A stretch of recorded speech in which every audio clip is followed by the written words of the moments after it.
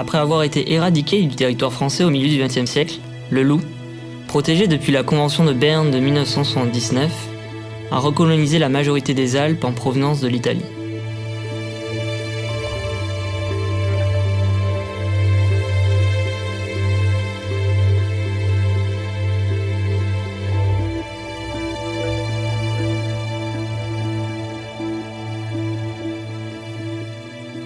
Biologiste de formation, j'ai passé ces dernières années à étudier la cohabitation entre l'homme et la faune sauvage. Cet enjeu à la fois social, culturel, environnemental est important à considérer aujourd'hui. Déçu des informations simplistes véhiculées au public sur la problématique du loup et de l'élevage, j'ai décidé de partir cet été, dans les Alpes, pour mieux comprendre la réalité du terrain et la partager avec vous. Avant de partir, j'ai lancé une campagne de financement participatif. En moins de 2 semaines, le budget minimum a été dépassé. J'ai rassemblé tout le matériel nécessaire, déterminé à remplir mes 2 principales missions. Récolter des témoignages constructifs de personnes confrontées au loup, puis découvrir et partager des initiatives locales pour mieux faire face aux attaques du prédateur. Au programme, 3 destinations phares, la France, la Suisse et l'Italie, à la rencontre de divers acteurs locaux. Allez, en route!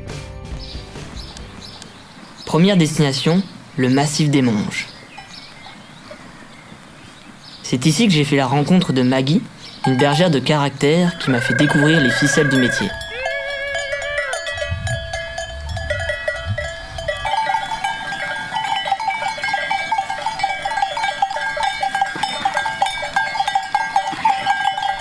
Le problème du loup, c'est un problème sérieux qu'il ne faut pas prendre à la légère et il faut vraiment en parler, le faire savoir, essayer de comprendre ce qui se passe au niveau des éleveurs et même des bergers qui retrouvent leurs brebis égorgées, tuées, éparpillées. C'est vraiment un gros stress, autant pour l'éleveur, pour le berger, pour le troupeau.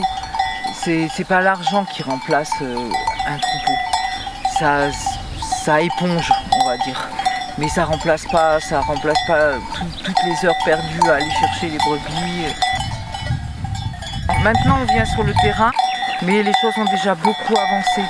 Le loup a beaucoup pris de place sur le territoire et la surprise a été grande pour les éleveurs, pour les bergers. Les moyens ont été déployés trop tard, un peu à l'arrache. Et c'est pour ça que maintenant on se retrouve avec un gros conflit. Là, le fait de se retrouver avec le loup comme ça d'un coup, je pense que ça a mis beaucoup de colère, énormément de colère, et qui fait que ça met plus de temps à mettre en place les choses. Et la cohabitation du loup et des éleveurs est très difficile. Moi, je pense qu'il n'y a aucune raison qu'il y ait un animal sur cette planète qui disparaisse. Pourquoi, au nom de quoi non, moi je ne suis pas d'accord d'éradiquer n'importe quel animal. Même les mouches qui nous emmerdent, elles ont leur rôle. Donc chaque animal a son rôle et après c'est juste qu'il y a des choses à faire par rapport à ça. Confronté au quotidien de Maggie, je me suis rendu compte de la difficulté du métier de berger. Le loup n'est bien sûr pas le seul problème, mais cette expérience m'a permis de comprendre pourquoi il est souvent perçu comme la goutte d'eau qui fait déborder le vase.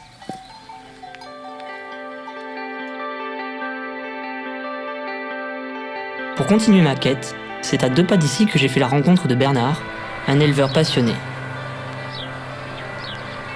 Il m'a notamment fait prendre conscience des valeurs culturelles de son métier. Ici, la région m'a beaucoup plu. J'aime beaucoup les montagnes, j'aime beaucoup randonner, j'aime beaucoup la luminosité qu'on a ici. Je crois que la passion du métier, c'est là que je l'ai eue, quoi. Et après, elle m'a jamais quitté. J'espère bien pouvoir finir de transmettre ce que j'ai, ce que je connais, ce que j'ai appris ici, justement à d'autres jeunes, mes enfants, mais pas que, qui ont envie de continuer cette façon de vivre, de vivre ici, voilà, le vivre ici tout simplement peut-être. Donc c'est plus un mode de vie en fait, c'est plus qu'un métier, c'est un mode de vie. C'est un mode de vie, c'est un choix de vie. Un choix de vie, oui. Ouais, c'est un choix de vie. Le loup, il est partout maintenant, il est partout. Et nous, on l'a eu quasiment dans les premiers, puisqu'on est les plus proches du Mercantour, hein, et où il est apparu. Donc nous, ça fait bientôt maintenant 15 ans qu'on a le loup ici, et il y a beaucoup de dégâts sur les brebis. Nous, on en a sur les veaux, et notamment sur les vaches, on a eu des bêtes blessées. Ouais. Voilà. Donc, ouais, c'est pas évident. Bon, faut vivre avec, hein, voilà, maintenant, voilà, chacun vient de voir un peu... Voilà, après c'est sûr que ça crée des problèmes nouveaux, quoi. Voilà, c'est pas facile. Ouais. Est-ce que votre mode de vie a changé depuis le retour du loup ? Notre mode de vie ne change pas tellement, mais le comportement des animaux change aussi, hein. On a quand même une jeune fille à côté de chez nous là, qui s'est fait massacrer par une vache et qui a bien failli y passer, hein, puisqu'elle a eu quand même la tête décrochée et des côtes cassées, la clavicule, etc. Et juste là dans le village à côté, parce que les vaches deviennent aussi plus agressives et protègent leurs petits, les vaches qui ont des veaux. Elle les protège d'autant plus depuis qu'il y a le loup. Avant on n'avait pas ce genre de problème. Maintenant, quand on a des animaux qui sont évidemment élevés en extensif et qui sont beaucoup dehors, et donc elles se trouvent confrontées au loup, hein, et du coup, nous, quand on a à intervenir sur nos bêtes, on est obligé de prendre beaucoup plus de précautions parce qu'elles deviennent agressives. Parce qu'elles perdent je pense que leur instinct de protection a refait surface. Voilà. Ouais.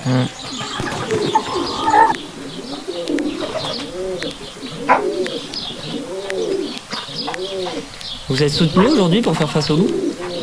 Alors il y a des aides pour ceux qui ont des moutons, et ceux qui ont des vaches, on n'a pas d'aide. Alors déjà c'est bizarre, mais bon. Ah, il n'y a aucune aide pour les attaques de vaches ? Non. Rien du tout. C'est assez compliqué. Ouais. Il n'y a pas non plus des mesures de protection. Donc après, tu sais, tout le système d'aide de l'agriculture, la PAC et compagnie, voilà, ça a toujours été fait pour aider en général ceux qui n'ont pas besoin d'être aidés, et au détriment de ceux qui en ont besoin. Voilà, ça faut le dire.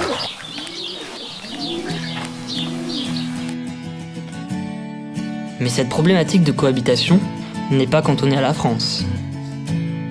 C'est pourquoi j'ai continué ma route en Suisse.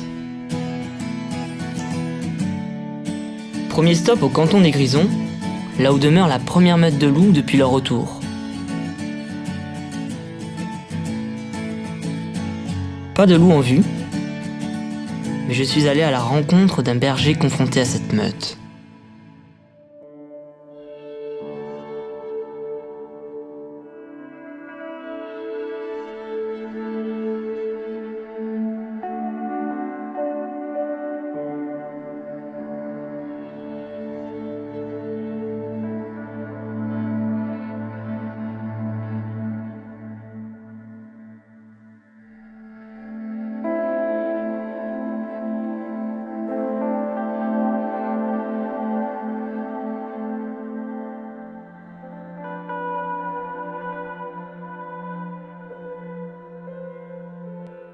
Le loup est revenu vers 1995, il y a environ 20 ans en Suisse. Et quelle était la situation quand l'espèce est revenue en Suisse ? C'était la catastrophe totale parce qu'après 100 ans sans loup, le loup était éradiqué en Suisse. C'était très facile pour les paysans et les éleveurs des moutons. Ils ont pu lâcher les moutons libres, les troupeaux. D'accord. Ça veut dire le loup est venu et a trouvé beaucoup de moutons pas protégés, pas gardés. Et pour ça, c'était la catastrophe. Du coup, est-ce que la situation a changé aujourd'hui ? Est-ce que c'est la même situation ? Il y a des éleveurs et des paysans progressifs qui cherchent la solution, qui essayent de trouver une solution qu'il y aura une coexistence, loup et la pâturage. Mais la plupart des éleveurs, ils n'acceptent pas le loup. Ils ne sont pas prêts de faire un pas et d'essayer, par exemple, prendre des mesures de protection. Ils refusent. Et c'est le problème, c'est le plus grand problème. D'accord. J'ai pris des mesures de protection avec 4 chiens de protection, 3 patous, un maremano. C'était parfait. Donc pour moi, c'est un très bon résultat et ça montre, si on prend les mesures, ça peut fonctionner. Mais ça n'a pas été trop contraignant de mettre des chiens de protection? Parce que ça demande plus de travail, plus de temps. Bon, la protection des troupeaux, il y a des avantages contre le loup avec les chiens, mais il y a aussi des inconvénients. Des avantages. Des avantages, oui. Par exemple, ça coûte, les chiens mangent. On doit premièrement acheter les chiens, ils mangent. Et pour le berger, c'est plus de travail. Et puis, il y a aussi un problème avec la santé des moutons. Parce que si je les prends tous les soirs ensemble, dans la clôture, la transmission des maladies est plus haute. Mais je crois que c'est une question éthique. Si nous sommes prêts d'accepter aussi les animaux sauvages comme le loup, il faut trouver la coexistence. Et pour ça, il y a aussi des désavantages. Je pense que Peter a ici soulevé un point important. Réduire les attaques du loup est possible, mais cela exige d'accepter des nouvelles contraintes. Toujours dans le but d'en apprendre davantage, destination Landquart au centre de formation agricole. Et toi, du coup, en tant que conseiller de chiens de protection, c'est quoi les principales difficultés auxquelles tu es confronté? Comme conseiller de chiens de protection, oui. Donc au début, ce sont les idées que surtout les agriculteurs, mais aussi le peuple a d'un chien de protection. Jamais vu le chien de protection, jamais vu le loup, elles ont certaines idées. Au début, tous sont un peu bloqués. Ils pensent que les chiens font que des morsures. Ils ne savent pas qu'on a plein de chiens qui sont tout tranquilles. C'est la pire des choses si on commence après une attaque. Mais c'est aussi la réalité. Mais il faut quand même convaincre les paysans que ça vaut la peine de commencer avant que le loup est arrivé. Parce que si on est bien prêt, si les chiens qui sont sur l'estivage, sur les territoires, connaissent la région, connaissent les attitudes des animaux autour, ils sont bien prêts pour le loup qui arrive tout à coup. Les touristes aussi doivent savoir ce qui se passe là. Pourquoi on rencontre un troupeau avec des chiens? C'est quoi là? Pourquoi le paysan fait le bruit avec le chien?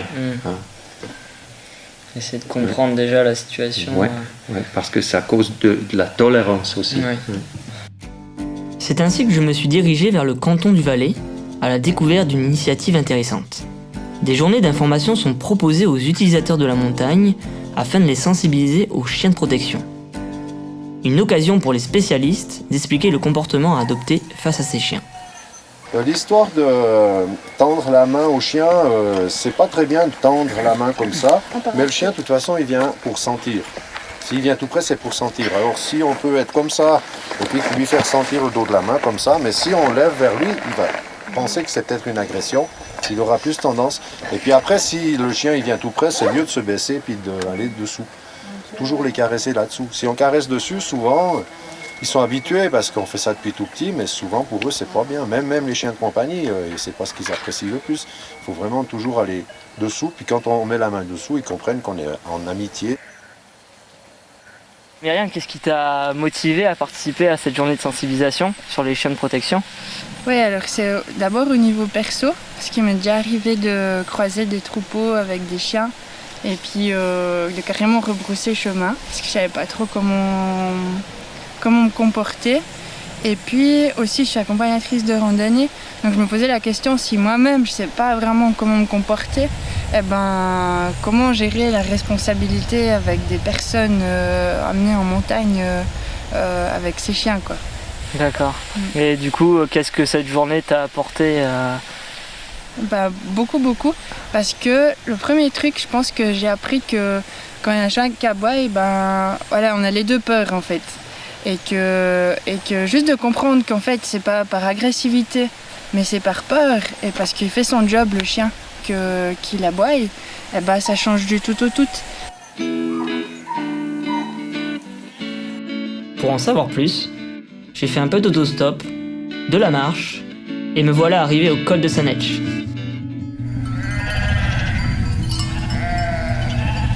J'ai fait la rencontre de Lidwin, mère de 2 enfants et gardienne de moutons.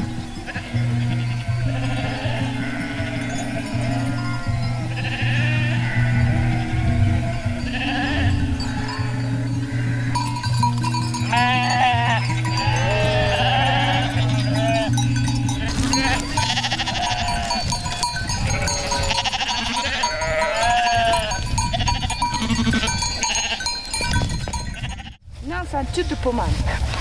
Non, rien pour lui aujourd'hui. Lui, il est gras, tu vois, par contre. Mais il se gère même. Hein. Toi, lui, voilà, c'est ça la réaction du chien. C'est ça la réaction du chien, c'est pas ça. C'est ça pour moi. Ok. Il aboie, mais... Il vient, voilà. Il vient, il te regarde, il sent, il aboie, il te connaît pas. Ça, c'est les chiens de protection, c'est ça.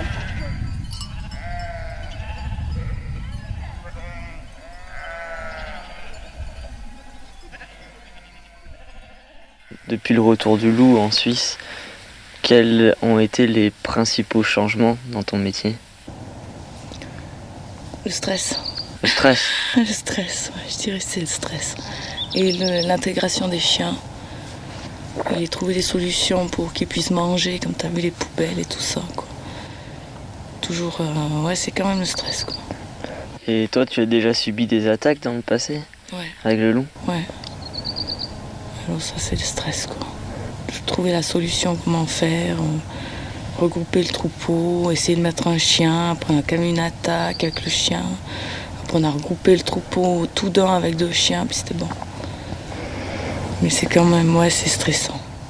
Et c'est quoi du coup le plus difficile à accepter concernant la présence du loup maintenant? Bah, le plus difficile à accepter, c'est que le loup, par exemple le lynx, il te tue qu'une bête et le loup, il t'en tue peut-être 2, 3, 4, 5 en une attaque. C'est ça qui est le plus difficile à accepter. S'il vient puis il tue une bête et puis il la mange, c'est bon, quoi. Ça nous va, quoi. Ça pose quand même problème parce que les gens en bas, ils rouspètent que ces chiens gueulent la nuit, quoi. Et ils comprennent pas... Ils ont beaucoup de peine à comprendre pourquoi on a ces chiens et puis ils nous disent ouais mais le loup là va à la montagne alors vous pourriez retirer vos chiens en bas. Mais ce qu'ils comprennent pas c'est qu'on peut pas retirer les chiens puis les laisser enfermer à la bergerie sans mouton et tout seul quoi, ça va pas quoi. Pas le but de ces chiens. Mais si les gens jouent le jeu correctement, c'est-à-dire qu'ils rentrent, qu'ils passent la clôture, qu'ils font pas attention aux chiens, même que le chien vient leur gueuler contre, qu'ils regardent pas le chien, qu'ils causent pas aux chiens, surtout faut pas qu'ils leur causent quoi. Ouais. Parce qu'il y a des gens qui commencent à leur causer, alors là c'est encore 2 fois pire. Ah oui, même parler doucement? Ouais, faut pas leur parler, faut faire comme si t'es pas là quoi, il faut juste passer ton chemin, faut plier tes bâtons, faut passer ton chemin, et puis il faut surtout essayer d'éviter le troupeau. Faut pas essayer d'aller toucher un mouton, mais parce que là c'est la fin du monde quoi. Il faut passer ton chemin. La solution, c'est toujours les solutions les plus faciles. C'est, par exemple, je prends un exemple, si tu as une attaque ici sur l'alpage, ça va être tu descends tes bêtes, quoi. Tu pars avec tes bêtes, mais le but, c'est pas de partir, c'est pas de fuir devant le loup, parce que sinon, tu montes plus à l'alpage, tu restes en bas. Toi, le but, c'est quand même de pouvoir monter, puis pâturer, puis que tes bêtes, ils profitent à l'alpage, pas en bas. Au final, tu dois tout le temps mettre plus. À la fin de ton estive, t'as rien gagné. T'as gagné, que t'as dû engager quelqu'un, tu gagnes rien, quoi. Tu perds. Quoi. Tu fais ça pour plaisir, puis tu veux quand même en vivre.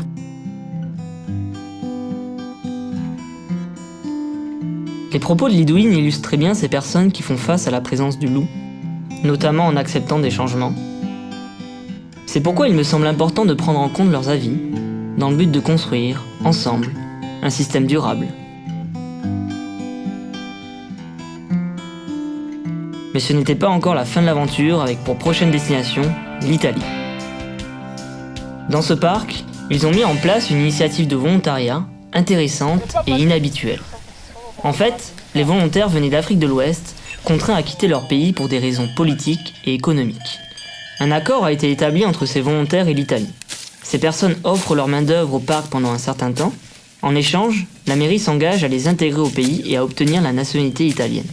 Ce matin, nous sommes en train de nettoyer les pistes tout autour de la clôture du parc des bœufs pour qu'ils passent encore une troisième corde tout autour. Ouais, donc la troisième là. Oui, c'est la troisième corde qu'on vient de faire passer. Et on a nettoyé toutes les pistes près de 10 km, bien 5 km. Ouais, c'est un gros travail, surtout que c'est tout là c'est en montée. Oui, avec les montagnes. Donc on monte, on travaille, on s'est concentré au travail. Et nous sommes volontaires à travailler pour l'Italie, pour les parkings des animaux. Et ça vous plaît? Oui, ça nous plaît beaucoup. Ouais.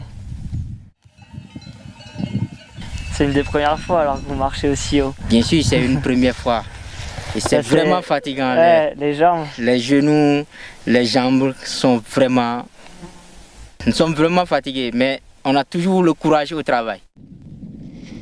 Pendant ce temps-là, Davidé, un technicien du parc, met en place des fladeries. Ces bandes de tissu rouge ont pour principale fonction de faire peur aux loups. Mais c'est un animal très intelligent qui s'habitue rapidement à ce leurre. Il est donc souvent conseillé de combiner plusieurs mesures de protection pour être efficace sur du long terme.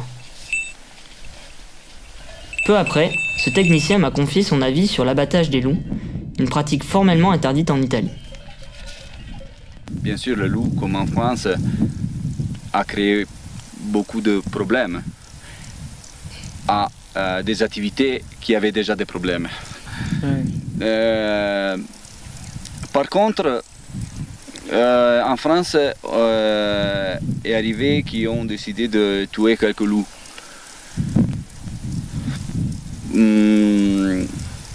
Je ne rentre pas dans la question française. Ce qu'on a vu, c'est que le nombre de loups qu'on peut tuer, c'est inférieur au nombre de loups qui sont tués par les braconniers. Alors ça veut dire que bon, il y a déjà les braconnages qui pensent à gérer l'espèce. Je pense que tuer un loup, c'est inutile pour avoir des effets positifs sur la réduction des impacts du loup sur les activités humaines. Peut être utile sur le point de vue psychologique pour convaincre les gens qui on pense à eux. Ça veut dire que aussi ça peut être interprété comme une action de conservation de l'espèce. C'est un peu bizarre, mais peut être interprété comme ça. Je pense que si tu décides ça, c'est pour réduire les conflits. Afin de croiser les points de vue sur la question, je me suis dirigé vers une autre vallée du Piémont. Rencontre avec un propriétaire de chèvres et de brebis.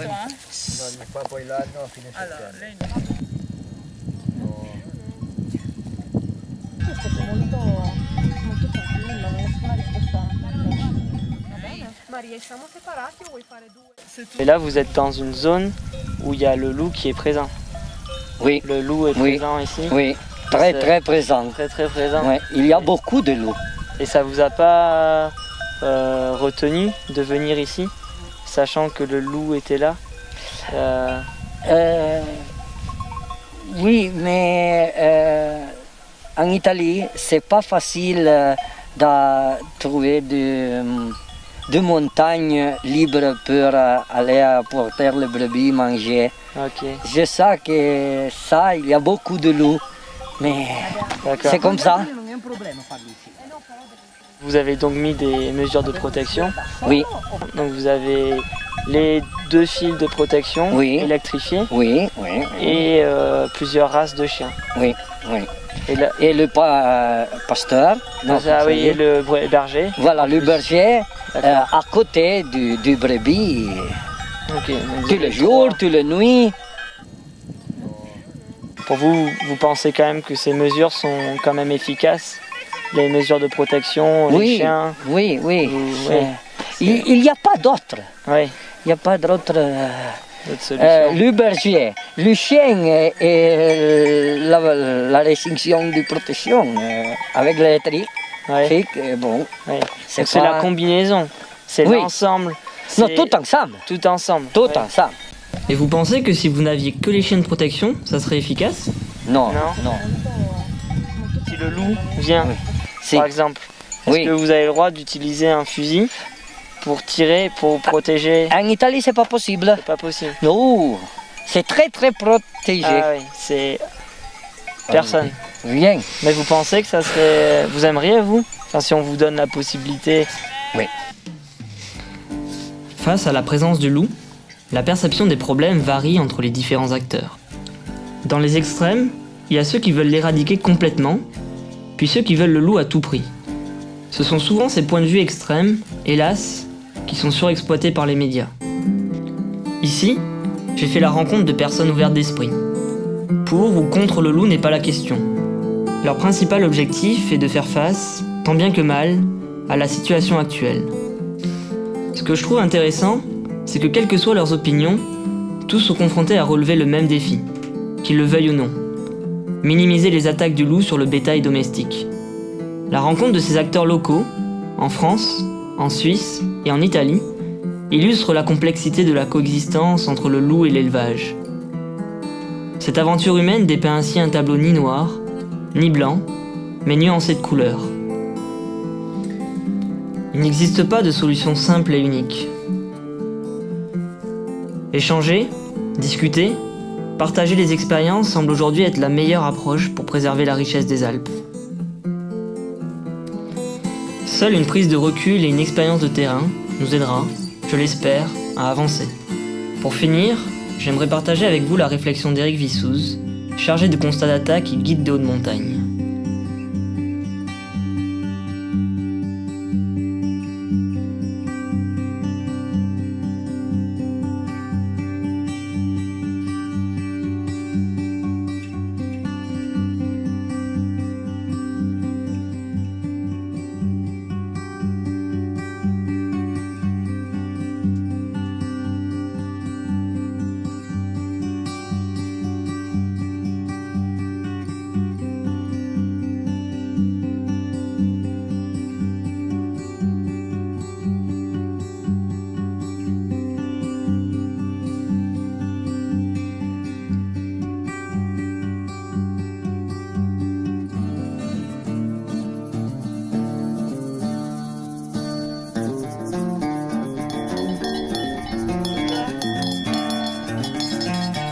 Là, si tu regardes comme ça, notre direction, tu sais qu'il y a une piste.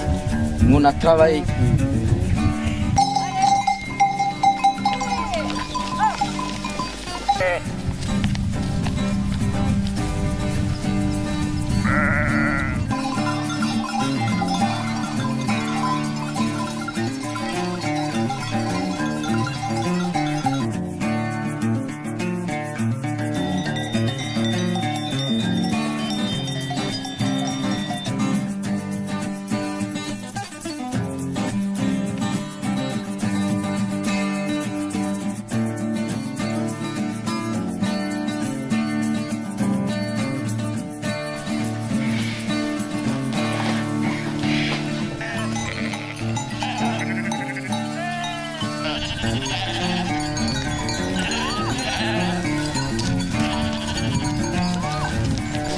Il y a que les moutons qui la